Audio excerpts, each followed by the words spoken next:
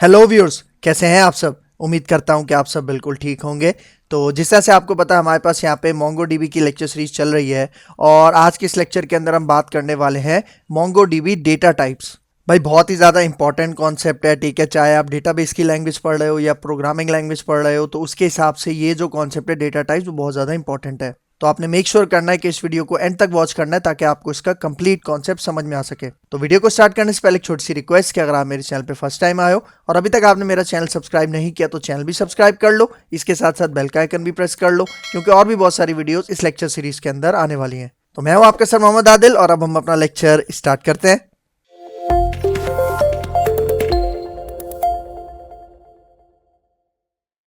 तो भाई देखो, आज का हमारा जो कॉन्सेप्ट है मोंगोडीबी डेटा टाइप्स का, भाई देखो बहुत ही ज्यादा इंपॉर्टेंट कॉन्सेप्ट है। क्यों? भाई देखो, हम जब भी मोंगोडीबी डेटाबेस के अंदर अपना कोई डेटा इंसर्ट करते हैं तो जो हमारा डेटा होता है वो डिफरेंट टाइप्स का होता है। जिस तरह हमारे पास, आपको पता है, हम टेक्सचुअल डेटा भी स्टोर करते हैं, नंबर्स भी स्टोर करते हैं, ठीक है। कोई एक्टिव इनएक्टिव वाली कोई डेटा भी स्टोर करते हैं, ठीक है। फिर इस तरह से मल्टीपल डेटा भी स्टोर करते हैं। इस तरह के बहुत सारे हमारे पास टाइप्स ऑफ डेटा होते हैं जो कि हम अपने डेटाबेस के अंदर, मोंगोडीबी डेटाबेस के अंदर स्टोर करते हैं।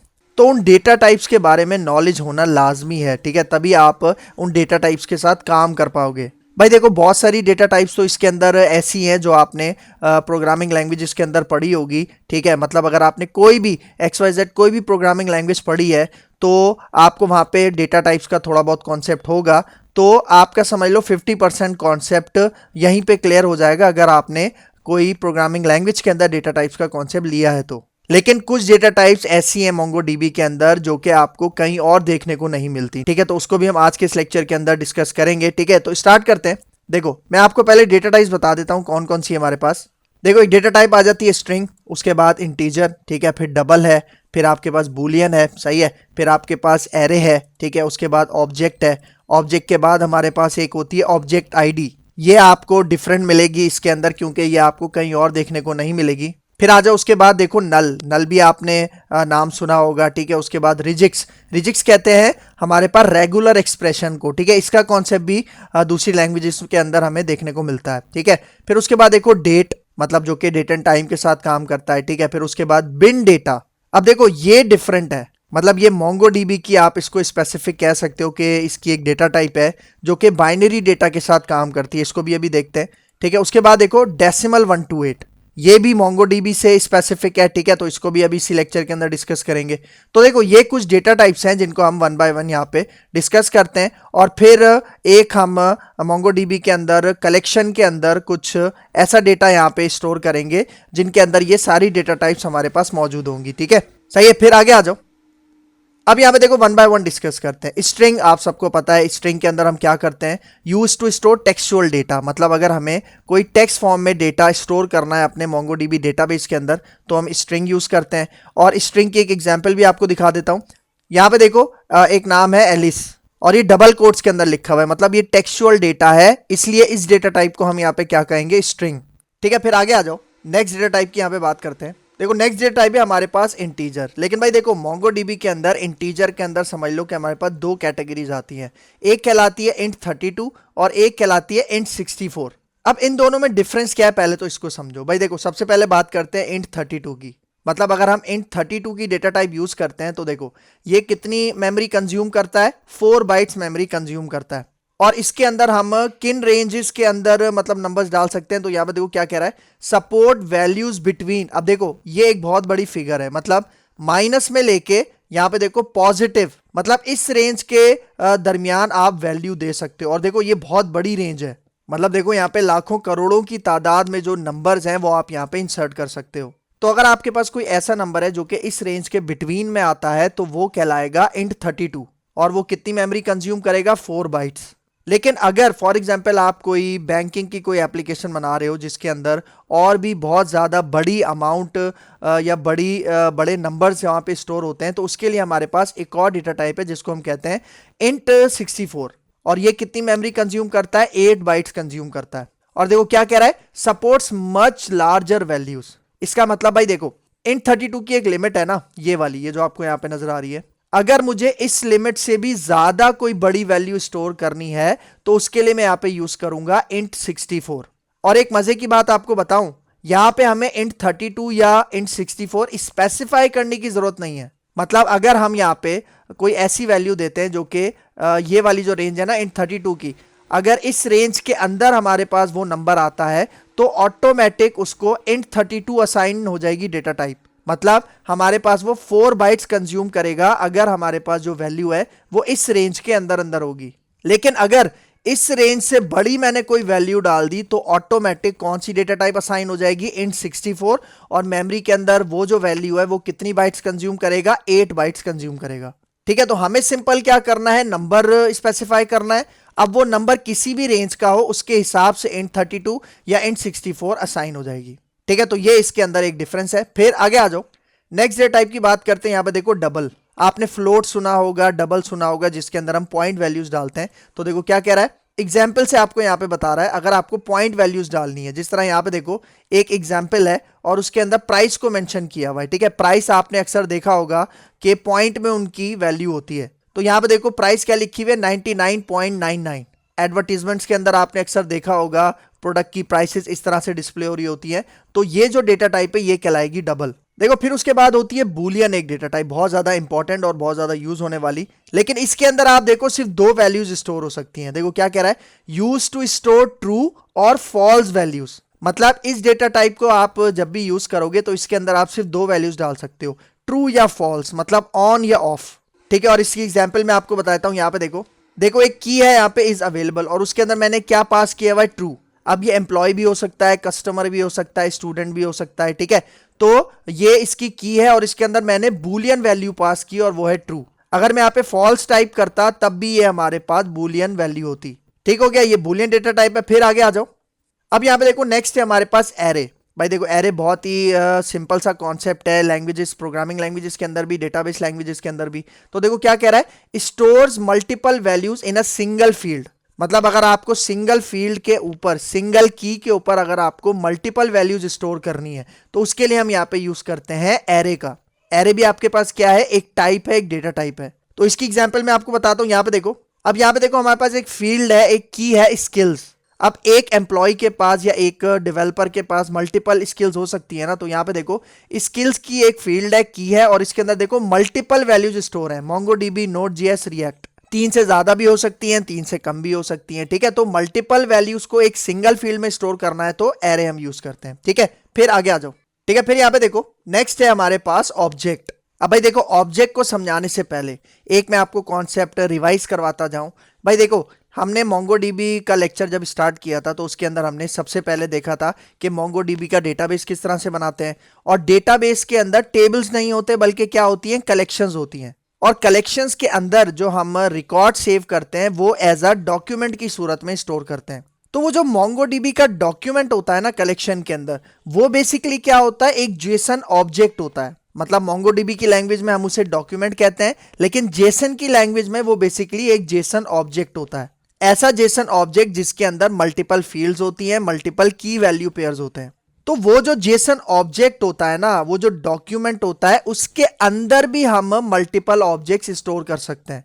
तो वो बेसिकली एक एरे ऑफ ऑब्जेक्ट्स आपका बन जाता है। ठीक है, तो यहां पे देखो क्या कह रहा है, स्टोर्स आर नेस्टेड डॉक्यूमेंट की value pairs inside another document. मतलब देखो हमारा एक डॉक्यूमेंट है ना, उसके अंदर अगर मुझे एक दूसरा डॉक्यूमेंट इंसर्ट करना है तो वो दूसरा डॉक्यूमेंट क्या कहलाएगा, नेस्टेड ऑब्जेक्ट कहलाएगा। तो अगर इस तरह से हमें डेटा स्टोर करना है नेस्टेड ऑब्जेक्ट्स की सूरत में तो उसके लिए हम ऑब्जेक्ट की डेटा टाइप यूज करते हैं। ठीक है, और उसके अगर मैं आपको एग्जांपल बताऊं तो यहां पे देखो ये आपको एक कर्ली ब्रैकेट ऑन होता हुआ नजर आ रहा है और ऑफ होता हुआ नजर आ रहा है। देखो ये है डॉक्यूमेंट का कर्ली ब्रैकेट ऑन हुआ हुआ है और ऑफ हुआ हुआ है, मतलब ये डॉक्यूमेंट को रिप्रेजेंट कर रहा है। और देखो डॉक्यूमेंट के अंदर एक की है, एक फील्ड है जिसका क्या नाम है, एड्रेस। और इसके अंदर एक दूसरा nested object, nested document store हुआ हुआ है जिसके अंदर यहाँ पे देखो मल्टीपल प्रॉपर्टीज हैं। जिस तरह सिटी हो गया और यहाँ पे देखो जिप हो गया और उसके अंदर जिप कोड यहाँ पे लिखा हुआ है। मतलब आप चाहो तो यहाँ पे ये जो नेस्टेड ऑब्जेक्ट है, नेस्टेड डॉक्यूमेंट है, इसके अंदर मल्टीपल की वैल्यूज भी डाल सकते हो। मतलब 2 डाल सकते हो, 3, 4, वो आपके ऊपर डिपेंड करता है। तो जब आप एक ऑब्जेक्ट के अंदर एक दूसरा ऑब्जेक्ट डालते हो तो ये जो ऑब्जेक्ट है ये कहलाता है नेस्टेड ऑब्जेक्ट, और ये कौन सी डेटा टाइप से बिलोंग करता है, ऑब्जेक्ट डेटा टाइप से बिलोंग करता है। ठीक है, फिर आगे आ जाओ।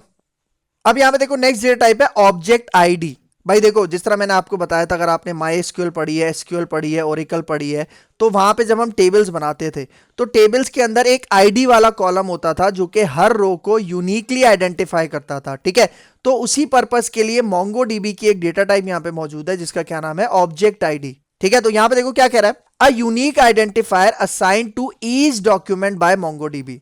मतलब देखो ये हमें खुद से इंसर्ट करने की जरूरत नहीं है। मतलब जब भी हम अपने मोंगोडीबी कलेक्शन के अंदर कोई भी डॉक्यूमेंट इंसर्ट करते हैं ना, तो मोंगोडीबी क्या करता है, ऑटोमेटिक ये ऑब्जेक्ट आईडी, ये यूनिक आइडेंटिफायर ऑटोमेटिक आपके हर डॉक्यूमेंट के साथ एसोसिएट करवा देता है, कनेक्ट करवा देता है। और जब हम अपनी कलेक्शन का डेटा देखते हैं तो वहां पे हमें हर डॉक्यूमेंट के साथ ये आईडी मिलती है, ऑब्जेक्ट आईडी मिलती है।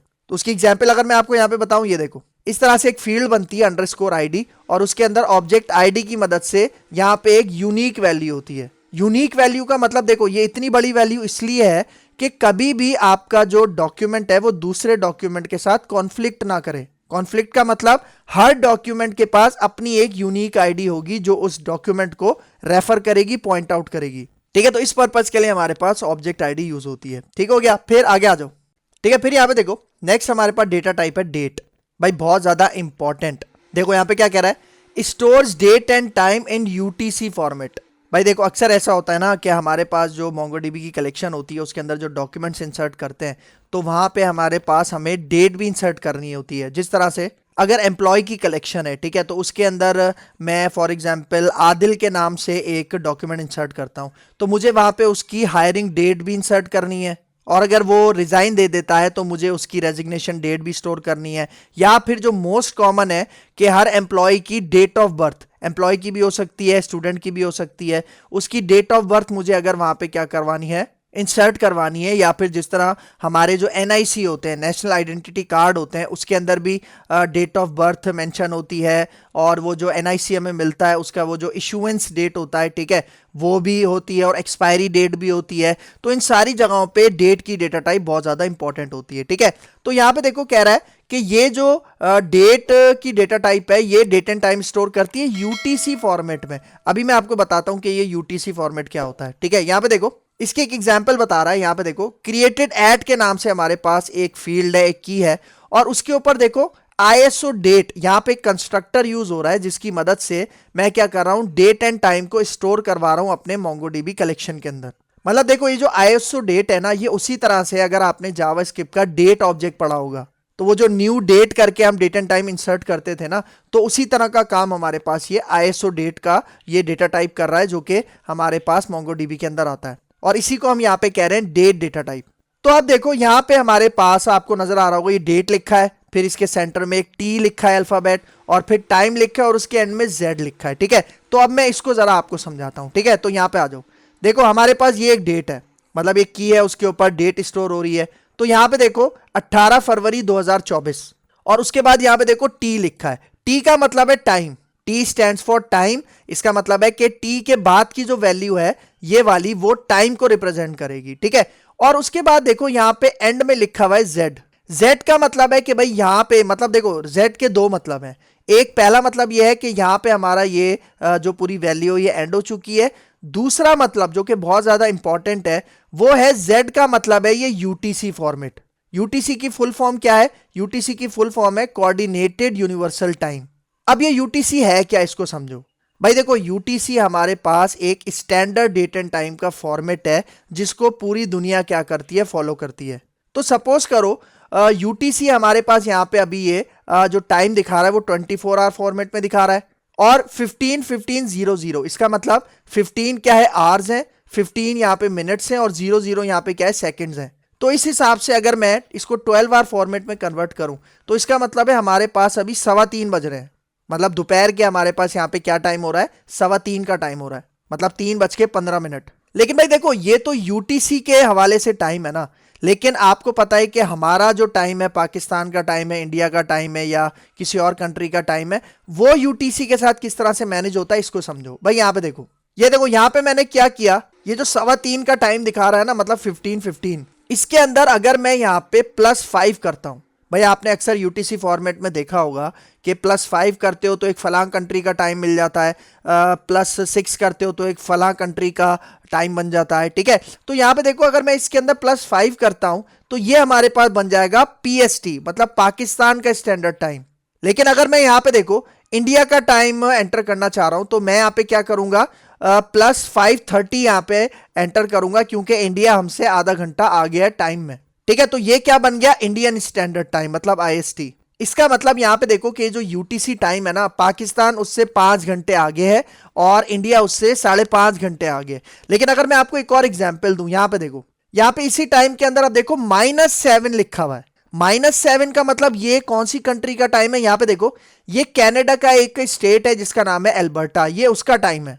इसका मतलब यूटीसी से 7 घंटे पीछे, 7 घंटे जो पहले का टाइम है वो किसका है, कनाडा का है, और उसकी स्टेट है अल्बर्टा, उसका है। तो इसका मतलब यूटीसी एक स्टैंडर्ड फॉर्मेट है जो कि पूरी दुनिया फॉलो करती है, लेकिन अपने हिसाब से अपने कंट्री के टाइम के अंदर अगर हमें एडजस्टमेंट करनी है तो हम प्लस करके उसके अंदर ऐड कर सकते हैं वैल्यू, या माइनस करके उसके अंदर वैल्यू ऐड कर सकते हैं। भाई देखो ये चीजें क्यों इंपॉर्टेंट है, क्योंकि अक्सर अगर हम कोई सॉफ्टवेयर पाकिस्तान के लिए बना रहे हैं और वो पाकिस्तान में चलेगा तो जाहिर बात है उसके अंदर आपको यहाँ पे जो उसकी वैल्यू सेट करनी है वो पाकिस्तान के हिसाब से करनी है यूटीसी फॉर्मेट के अंदर, क्योंकि ये जो डेट का फॉर्मेट है ना ये तो चेंज नहीं होगा, ये यूटीसी फॉर्मेट में ही होता है। लेकिन अगर आप इस तरह से इसके अंदर वैल्यूज प्लस करवाते हो या माइनस करवाते हो तो आप अपनी कंट्री का कोई स्पेसिफिक टाइम सेट करवा सकते हो, ठीक है। तो अगर कोई सॉफ्टवेयर पाकिस्तान के हिसाब से, इंडिया के हिसाब से, कनाडा के हिसाब से, तो उसका जो डेट एंड टाइम आप मैनेज करोगे वो इस तरह से करोगे, ठीक हो गया। फिर आ जाओ एक और चीज आपको बताता हूं, यहां पे देखो ये जो डेट के बारे में हम बात कर रहे हैं, देखो हम इस तरह से भी डेट लिख सकते हैं, मतलब आईएसओ डेट एक टाइप है, इसको यूज करके डेट एंड टाइम हम मैनेज कर सकते हैं। लेकिन अगर हम जावास्क्रिप्ट का वे इख्तियार करते हैं तो उसके अंदर यहाँ पे देखो हम डेट का एक यहाँ पे क्या यूज करते हैं, ऑब्जेक्ट यूज करते हैं, कंस्ट्रक्टर यूज करते हैं न्यू कीवर्ड के साथ, और सेम इसी तरह हम डेट एंड टाइम को कैप्चर कर सकते हैं। क्योंकि मैंने क्या बताया, ये आईएसओ डेट आप यूज कर लो या डेट यूज कर लो, ये दोनों चीजें बराबर हैं। बस फर्क ये है कि आईएसओ डेट मोंगोडीबी के स्पेसिफिक है और ये जो डेट है ये जावास्क्रिप्ट के थ्रू क्या है, एसोसिएटेड है उसके साथ। लेकिन भाई देखो यहाँ पे तो मैंने डेट एंड टाइम यहाँ पे फिक्स कर दिया ना, स्पेसिफाई कर दिया। लेकिन अगर मुझे करंट डेट एंड टाइम चाहिए, मतलब मैं कह रहा हूँ जब मैं डॉक्यूमेंट इंसर्ट करूंगा अपनी कलेक्शन में तो मुझे करंट डेट एंड टाइम चाहिए, तो उसके लिए मैं क्या करूंगा, यहाँ पे देखो उसके लिए आपने कुछ भी नहीं करना, न्यू डेट और सिंपल पेरेंथीसिस को एम्प्टी छोड़ देना है। इससे क्या होगा कि ये जो क्रिएटेड ऐड की फील्ड है, की है हमारे डॉक्यूमेंट के अंदर, उसके अंदर करंट डेट एंड टाइम क्या हो जाएगा, इंसर्ट हो जाएगा, ठीक है, जो कि वो सिस्टम से ले लेगा, ठीक है। तो बस यहाँ पे आपने ये याद रखना है कि करंट डेट एंड टाइम के लिए हम इस तरह से यहाँ पे सिंटैक्स लिखते हैं, ठीक है। फिर आगे आ जाओ नेक्स्ट डेटा टाइप। अब यहाँ पे देखो नेक्स्ट डेटा टाइप है हमारे पास नल। नल मतलब कुछ भी नहीं, मिसिंग वैल्यू। अक्सर ऐसा होता है ना कि हम कोई फॉर्म फिल कर रहे हैं, उसके अंदर कोई फील्ड ऑप्शनल है लेकिन डेटाबेस के अंदर तो उसकी फील्ड बनी हुई होगी ना, तो उस केस में क्या होता है कि वो जो डेटाबेस के अंदर फील्ड बनी हुई है, कलेक्शन के अंदर वो जो फील्ड बनी हुई है उसके अंदर नल चला जाता है, ठीक है। तो यहाँ पे देखो क्या कह रहा है, नल रिप्रेजेंट्स अ नल और मिसिंग वैल्यू, मतलब ऐसी वैल्यू जिसके अंदर कुछ भी नहीं है, ठीक है। तो यहां पे देखो मैं आपको बता देता हूं, जिस तरह देखो एक एग्जांपल है, फॉर एग्जांपल समझो कि पर्सन्स के नाम से एक टेबल है और उसके अंदर एक फील्ड है किड्स। अब अगर वो पर्सन मैरिड नहीं है, ठीक है, वो अनमैरिड है, तो उसके किड्स के अंदर यहाँ पे क्या होगा, नल हो जाएगा।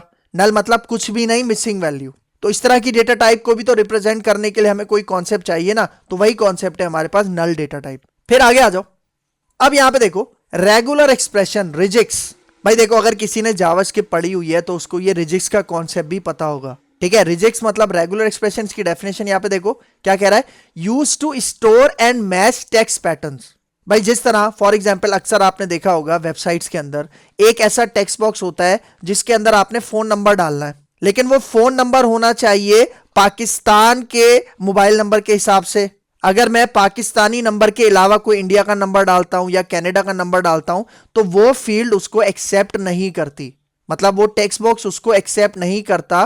तो ऐसे कॉन्सेप्ट के लिए हम यहां पे यूज करते हैं रेगुलर एक्सप्रेशन का कॉन्सेप्ट, रिजिक्स की एक डेटा टाइप। जिस तरह से हम साइन अप फॉर्म फिल कर रहे होते हैं ना, उसके अंदर अगर हम ईमेल गलत डाल देते हैं तो हमारे पास वहां पे एरर आता है। एरर क्यों आता है, क्योंकि वहां पे ईमेल का एक रेगुलर एक्सप्रेशन पैटर्न वहां पे सेट हुआ हुआ होता है जिसको फॉलो करके ही आप ईमेल एंटर कर सकते हो। सेम इसी तरह जिस तरह पाकिस्तान का एनआईसी नंबर होता है या फिर इंडिया का आधार कार्ड नंबर होता है, तो उसका एक स्पेसिफिक फॉर्मेट होता है, ठीक है, जो कि पहले से उस टेक्स्ट बॉक्स के अंदर अटैच हुआ हुआ होता है। अगर आप उस फॉर्मेट के हिसाब से नंबर नहीं डालोगे तो आपके पास एरर आता है।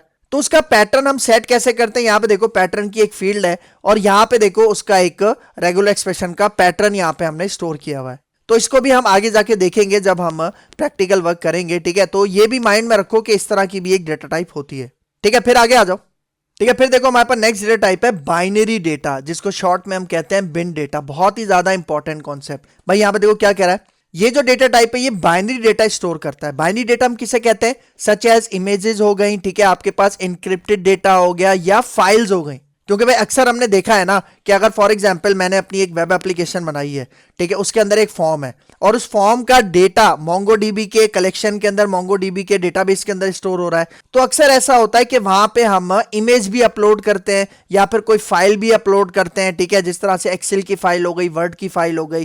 तो मोंगोडीबी के अंदर उसको कैप्चर करने के लिए हमारे पास एक डेटा टाइप है जिसका क्या नाम है, बिन डेटा बाइनरी डेटा। मतलब वो जो फाइल्स हैं, वो जो इमेजेस हैं, वो जो इंक्रिप्टेड डेटा है, वो हम कौन सी डेटा टाइप के अंदर स्टोर करते हैं, बिन डेटा बाइनरी डेटा। यहाँ पे देखो उसकी भी एक एग्जांपल यहाँ पे बता रहा है, देख रहे हो, फाइल एक की है, बिन डेटा यहाँ पे डेटा टाइप यूज कर रहा हूं और इसकी मदद से मतलब यहाँ पे मैं ये जो इंक्रिप्टेड डेटा इस तरह से स्टोर करवा रहा हूं। यहाँ पे फाइल्स भी हो सकती हैं, इमेजेस भी हो सकती हैं, ठीक है। फिर आगे आ जाओ, यहाँ पे देखो नेक्स्ट डेटा टाइप है हमारे पास डेसिमल 128, जिसको हम डेटा टाइप यूज करते हैं डेसिमल के नाम से। अब इसका क्या मतलब है, यहां पे देखो, use for high precision floating point numbers mainly for financial applications. भाई देखो एक हमने अभी डेटा टाइप पढ़ी डबल, जिसके अंदर पॉइंट के बाद 5-6 वैल्यूज आ सकती हैं। लेकिन अगर पॉइंट के बाद हमें और भी 5-6 वैल्यू से ज्यादा बड़ा नंबर चाहिए, जो कि हमारे पास अक्सर बैंकिंग के अंदर या फाइनेंशियल एप्लीकेशंस जो होती हैं जिसके अंदर बड़ी से बड़ी अमाउंट स्टोर होती है, तो वहां पे हम यूज करते हैं ये डेसिमल की डेटा टाइप। तो इसकी एक एग्जांपल बताता हूं, उससे आपको और अच्छे समझ में आएगा। यहां पे देखो, देखो एक की एक फील्ड है अमाउंट, इसके अंदर यहां पे देखो मैं डेटा टाइप यूज कर रहा हूं नंबर डेसिमल, और ये देखो पॉइंट के बाद मतलब 100 और पॉइंट के बाद देखो कितनी सारे वैल्यूज हैं, कितनी सारी नंबर्स हैं। तो अगर इस तरह की आपको प्रिसीजन चाहिए तो उसके लिए आप यूज करते हो डेसिमल 128, मतलब डेसिमल की एक डेटा टाइप है जो कि आप यूज कर सकते हो मोंगोडीबी के अंदर। तो ये डेसिमल 128 हो गया और पीछे बाइनरी डेटा के लिए बिन डेटा हो गया। ये कुछ ऐसी डेटा टाइप्स हैं जो कि मोंगोडीबी से स्पेसिफिक है, तो इनके बारे में आपको पता होना लाजमी है। चलो अब ये सारी डेटा टाइप्स हमारे पास हो गई हैं जो मैंने आपको बताई हैं, ठीक है। अब एक काम करते हैं, ठीक है, अब इसका प्रैक्टिकल देखते हैं। तो उसके अंदर हम क्या करते हैं, हमारे पास एक कलेक्शन बनी हुई है एम्प्लॉय के लिए, तो उस एम्प्लॉय के अंदर अब एक ऐसा डॉक्यूमेंट इंसर्ट करते हैं जिसके अंदर ये सारी डेटा टाइप्स वहां पे मौजूद होंगी, ठीक है। यहां पे देखो मैं आपको उसका एक यहां पे रिजल्ट दिखा देता हूं। यहां पे देखो ये मेरे पास एक डॉक्यूमेंट है जो कि मैं अपने कलेक्शन के अंदर इंसर्ट करूंगा, लेकिन इसके अंदर देखो हमारे पास अभी हमने जितनी भी डेटा टाइप्स पढ़ी हैं उन सबका डेटा आपको यहाँ पे देखने को मिलेगा। कुछ कुछ का डेटा नहीं होगा, ठीक है, वो हम आने वाले लेक्चर्स के अंदर देखेंगे। तो यहाँ पे देखो सबसे पहले आपके पास यहाँ पे नजर आ रहा है ऑब्जेक्ट आईडी की डेटा टाइप हमने पढ़ी थी, जो कि यूनिक वैल्यू मतलब यूनिकली आइडेंटिफाई करने के लिए यूज करते हैं, जिस तरह एसक्यूएल माइस्क्यूएल के अंदर प्राइमरी की होती थी, ठीक है। फिर देखो नेम है, नेम हमारे पास स्ट्रिंग डेटा टाइप का है। एज हमारे पास इंटीजर है। फिर देखो हमारे पास इज एक्टिव, जिसके अंदर ट्रू या फॉल्स है, तो ये बूलियन डेटा टाइप है। फिर देखो सैलरी हमारे पास यहाँ पे देखो फ्लोटिंग पॉइंट्स आपको शो हो रहे हैं, तो उसके लिए डबल की डेटा टाइप है। फिर देखो हायर डेट, जिसके अंदर आईएसओ डेट की एक डेटा टाइप यूज हुई हुई है, ये डेट को रिप्रेजेंट करती है। फिर देखो बोनस अमाउंट के नाम से की है, इसके अंदर नल है, ठीक है, तो ये कौन सी डेटा टाइप को रिप्रेजेंट करेगा, नल को। फिर देखो स्किल्स के नाम से एक हमारे पास एरे बना हुआ है, ठीक है, जिसके अंदर मल्टीपल वैल्यूज हैं, तो ये कौन सी डेटा टाइप है, एरे है। और फिर यहाँ पे देखो एड्रेस के नाम से एक नेस्टेड ऑब्जेक्ट भी इसके अंदर स्टोर हुआ हुआ है, तो ये कौन सी डेटा टाइप को रिप्रेजेंट करेगा, ऑब्जेक्ट डेटा टाइप को रिप्रेजेंट करेगा, ठीक है। मतलब ये कुछ ऐसी डेटा टाइप्स हैं जो कि मोस्ट कॉमन यूज होती हैं तकरीबन हमारे हर कलेक्शन के अंदर। बाकी जो डेसिमल है, बिन डेटा है, ठीक है, ये मतलब अलग अलग केसेस के अंदर यूज होती है, उसको भी हम देखेंगे आगे जाके। तो भाई देखो अब ये वाला जो डेटा है, ठीक है, अगर मुझे इसको इंसर्ट करना है अपने मोंगोडीबी की कलेक्शन के अंदर, तो उसके लिए हम क्या करते हैं, यहाँ पे देखो मैं इसको यहाँ से बाहर आता हूँ, ठीक है। सबसे पहले हम सर्च में अपना मोंगोडीबी कंपास ओपन करते हैं। ये देखो नजर आ रहा है मोंगोडीबी कंपास, इसको ओपन करते हैं, ठीक है। देखो मोंगोडीबी कंपास ओपन हो चुका है और यहाँ पे देखो हमारा एक कनेक्शन है मोंगोडीबी के नाम से, इसको कनेक्ट करते हैं, ठीक है। देखो कनेक्टेड टू मोंगोडीबी आ गया। और अब क्या करते हैं, यहाँ पे चलते हैं, कीबोर्ड से प्रेस करते हैं विंडो आर, यहाँ पे देखो मैं लिखता हूँ CMD, मतलब कमांड प्रॉम्प्ट यहाँ पे मैं लेना चाह रहा हूँ, CMD स्मॉल में एंटर करते हैं। ठीक है, देखो ये हमारा कमांड प्रॉम्प्ट आ गया। अब यहाँ पे मैं मोंगो शेल अपना ओपन कर लेता हूँ, जिसके लिए कमांड है मोंगोश, यहाँ पे आके एंटर करते हैं।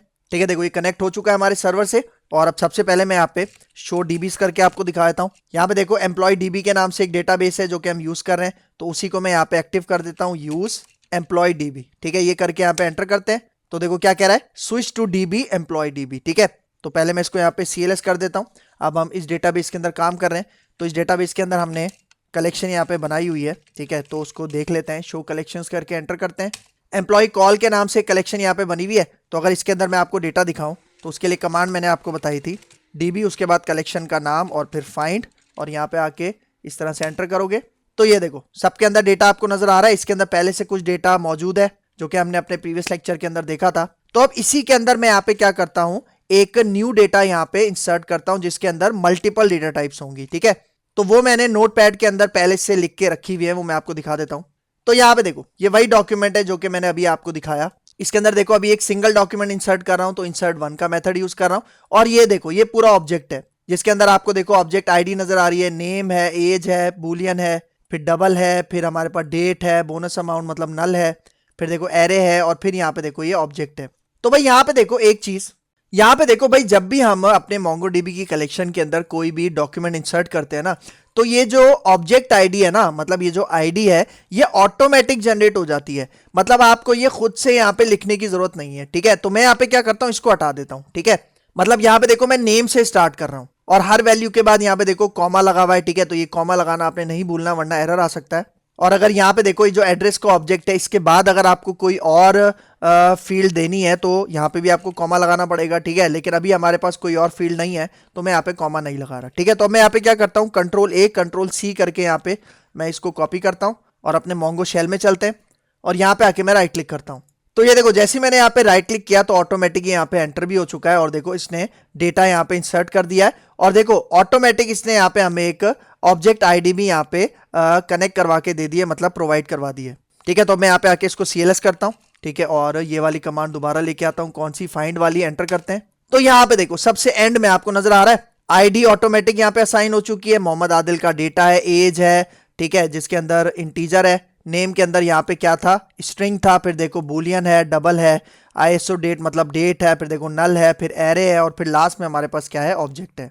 ठीक है, तो इस तरह से आप किसी भी डेटा टाइप का डेटा अपने डॉक्यूमेंट के अंदर स्टोर करवा सकते हो। और MongoDB कलेक्शन के अंदर सबसे अच्छी बात क्या है कि अगर यहाँ पे देखो टोटल कितनी फील्ड्स हैं, टोटल यहाँ पे 9 फील्ड्स हैं। ठीक है, मतलब एक जो डॉक्यूमेंट है उसके अंदर 9 फील्ड्स हैं, लेकिन अगर आप ऊपर देखो यहाँ पे कितनी फील्ड्स हैं, यहाँ पे टोटल 6 फील्ड्स हैं। तो MongoDB की यही खूबसूरती है कि हर डॉक्यूमेंट के अंदर नंबर ऑफ फील्ड्स जो है, नंबर ऑफ की वैल्यू पेयर्स हैं, वो डिफरेंट हो सकते हैं एक दूसरे से। ठीक है, तो ये पॉइंट भी बहुत ज्यादा इंपॉर्टेंट है। ठीक हो गया, तो यहाँ पे हमारा ये लेक्चर हो गया है वाइंड अप। तो अगर आपको मेरी वीडियो पसंद आई है तो मेरा चैनल जरूर सब्सक्राइब करके जाना, इसके साथ साथ बेल का आइकन भी प्रेस करना, क्योंकि और भी बहुत सारी वीडियोस इस लेक्चर सीरीज के अंदर आने वाली हैं। तो अगर आपको मेरी वीडियो पसंद आई है तो मेरा चैनल लाइक कीजिए, शेयर कीजिए और सब्सक्राइब कीजिए, और मुझे अपनी दुआओं में याद रखिए। तो मिलते हैं इंशाल्लाह नेक्स्ट लेक्चर में, तब तक के लिए दीजिए इजाजत। अल्लाह हाफिज।